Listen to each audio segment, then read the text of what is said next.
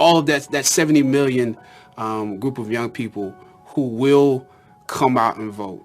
I believe in you. I think you can turn our nation around. You can make it live up to what it's supposed to do. It's not just that you're the future. You're actually the present. You're actually what we're supposed to be at this moment. And the fact that you have a voice, the fact that you can have a say, you vote for whoever you want for, vote for what you believe in.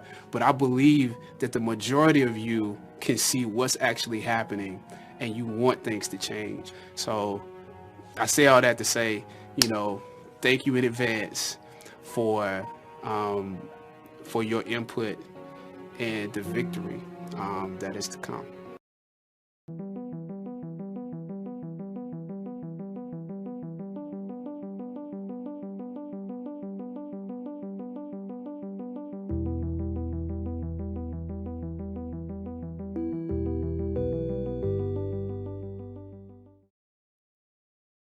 The 15th Amendment is the last of the so-called Civil War amendments, beginning with the 13th Amendment in 1865 and ending with the 15th Amendment in 1870. The three Civil War amendments, the 13th, 14th, and 15th Amendments, all sought in their own ways to ensure equality for African Americans in the South after the Civil War. The 13th Amendment abolished slavery. The 14th Amendment granted African Americans citizenship. The 15th Amendment outlawed discrimination in voting rights. Contrary to popular belief, the 15th Amendment does not grant the right to vote to anyone. It simply outlaws discrimination in voting based on race, color, or previous condition of servitude. Congress failed to provide enforcement for the amendment originally. Enforcement did not come until 1870 with the passage of the Enforcement Acts of 1870 and the Ku Klux Klan Act of 1871. Interestingly, the first state to ratify the 15th Amendment was Nevada in March of 1869. The last state to ratify the amendment, Tennessee, in 1997. Although formally ratified in February of 1870, African Americans were still denied the right to vote by a variety of means by southern states. These included things like the poll tax and literacy test. It would not be until the passage of the Voting Rights Act of 1965 that the majority of African Americans in the South were allowed to register to vote.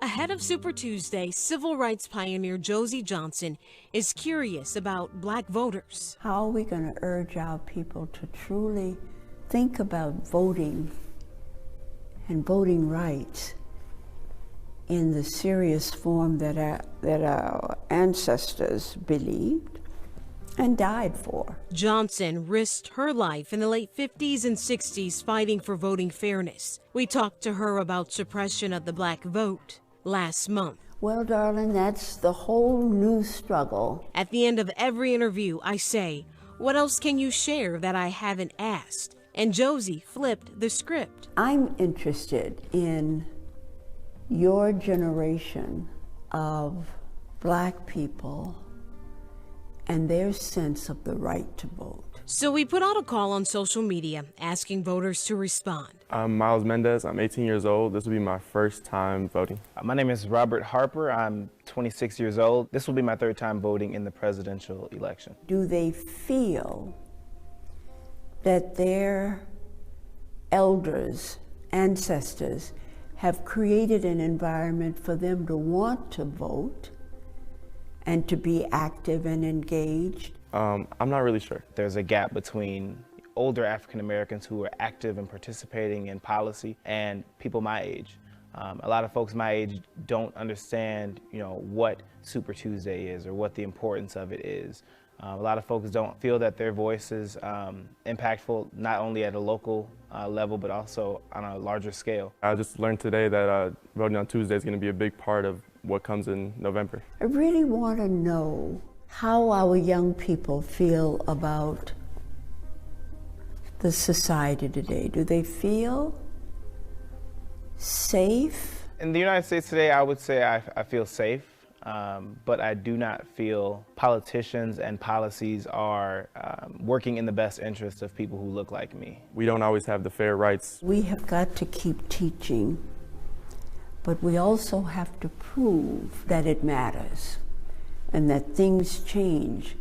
So many of our people don't see change. I think it's our opportunity as younger people to kind of take up what they've left off and do the best we can. History shows that if we show up to the polls and vote, we have the power to influence outcomes.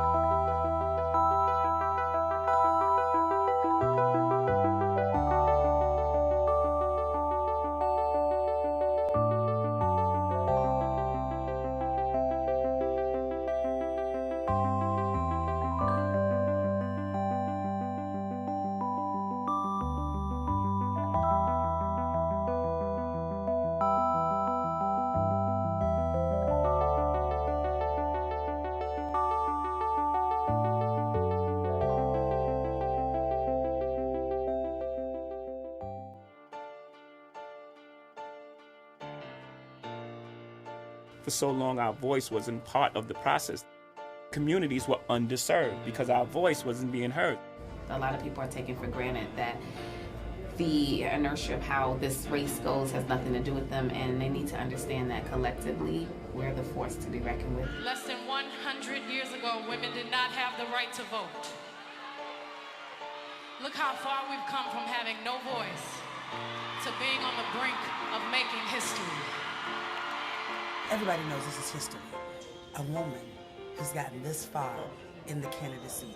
My daughter and my girlfriend are the most important thing to me in the world, and I need them to see that. I want my daughter to grow up seeing a woman lead our country.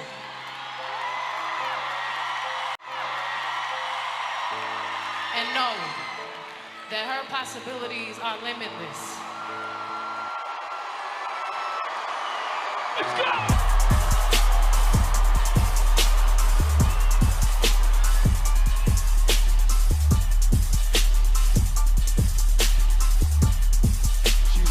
Battle right now. She's killing this race, but she needs all of our help as American citizens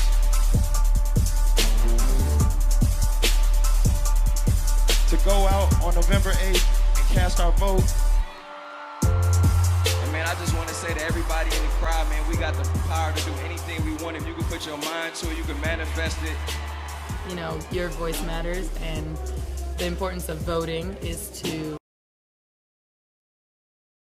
think it was, 20% of the players voted in the last election or something like that. And to a man, they wanted, we're gonna get them registered here in the bubble. We're gonna try to get every team registered, every player registered to vote. It's so difficult for players because most of the time it's in the middle of the season and players are from so many different states that it's a lot of absentee voting.